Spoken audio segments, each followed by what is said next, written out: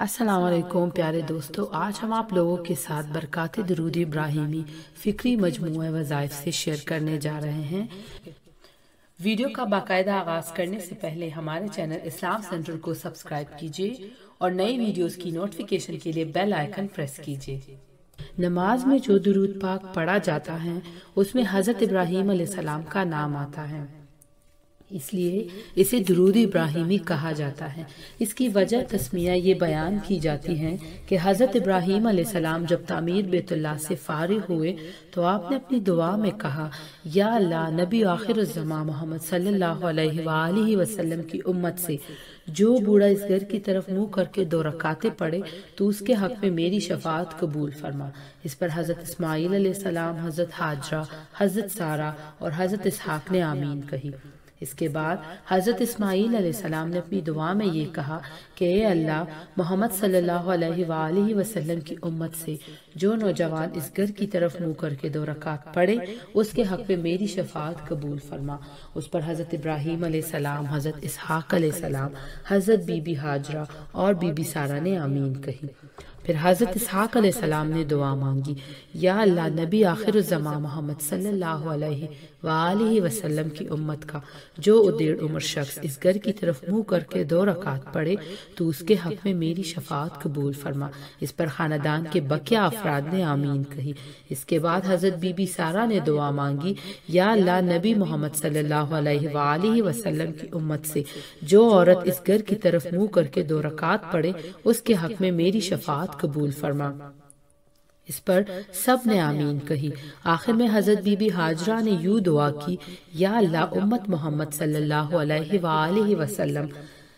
سے جو لڑکی اس گھر کی طرف منہ کر کے 2 رکعت پڑھے اس کے حق میں میری شفاعت قبول فرما۔ اس پر سب نے آمین کہی۔ حضرت ابراہیم علیہ السلام کے خاندان کا یہ بیش بہا تحفہ جو امت محمدیہ صلی اللہ علیہ وآلہ وسلم کے حق میں پیش کیا گیا، اس کے بدلے میں امت محمدی کو یہ حکم دیا گیا کہ خاندان ابراہیم کے حق میں 5 نمازوں میں دعا کیا کرو، اور اس دعا کو حضور صلی اللہ علیہ وسلم نے درود ابراہیمی کی صورت میں بوضاحت بیان فرمایا۔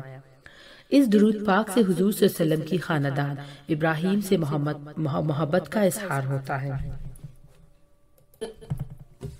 حضرت ابراہیم علیہ السلام کے خاندان کا یہ بیش بہا تحفہ جو امت محمدیہ صلی اللہ علیہ وآلہ وسلم کے حق میں پیش کیا گیا، اس کے بدلے میں امت محمدی کو یہ حکم دیا گیا کہ خاندان ابراہیمی کے حق میں 5 نمازوں میں دعا کیا کرو، اور اس دعا کو حضور صلی اللہ علیہ وآلہ وسلم نے درود ابراہیمی کی صورت میں بوضاحت بیان فرمایا۔ اس درود پاک سے حضور صلی اللہ علیہ وسلم کی خاندان ابراہیمی سے محبت کا اظہار ہوتا ہے، اور اسی محبت کی بنا پر حضور صلی اللہ علیہ وآلہ وسلم نے اپنے ایک بیٹے کا نام ابراہیم رکھا۔ اس کے علاوہ شب معراج میں حضرت ابراہیم علیہ السلام نے حضور صلی اللہ علیہ وآلہ وسلم سے کہا تھا کہ اپنی امت کو میرا سلام کہہ دیجیے گا۔ اس سلام کے جواب میں آپ صلی اللہ علیہ وآلہ وسلم نے درود ابراہیمی میں ان پر سلام پیش کیا۔ یہ درود تمام درود کے سیغوں سے افضل ہے، کیونکہ اس درود کے الفاظ حضور صلی اللہ علیہ وآلہ وسلم کے فرمودہ ہیں، اس لیے اس درود پاک کو نماز کے علاوہ کثرت سے پڑھنا دینی اور دنیاوی فیوز و برکات حاصل کرنے کا بہترین ذریعہ ہے،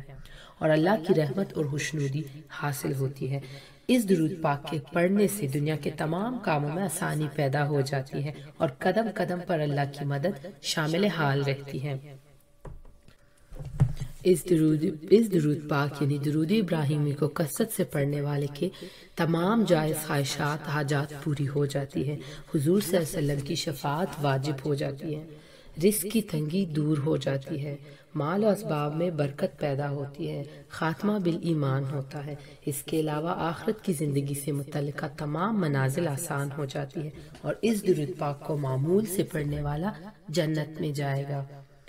اس درود پاک کی سند بخاری شریف کی یہ روایت ہے کہ حضرت عبد الرحمن بن ابی لیلہ نے کہا ہے کہ ہم عقب بن اجرا سے ملے، انہوں نے کہا کہ کیا میں تمہیں حضور کی حدیث سناؤں؟ ہم نے کہا فرمائیے، تو پھر انہوں نے بیان کیا کہ ایک مرتبہ ایسا ہوا ہم نے حضور صلی اللہ علیہ وآلہ وسلم سے التجا کی کہ یا رسول اللہ، آپ پر درود بھیجنا تو ہم کو معلوم ہو چکا ہے، مگر ہم درود کس طرح بھیجیں؟ تو حضور صلی اللہ علیہ وآلہ وسلم نے فرمایا کہ ان الفاظ میں مجھ پر درود بھیجو۔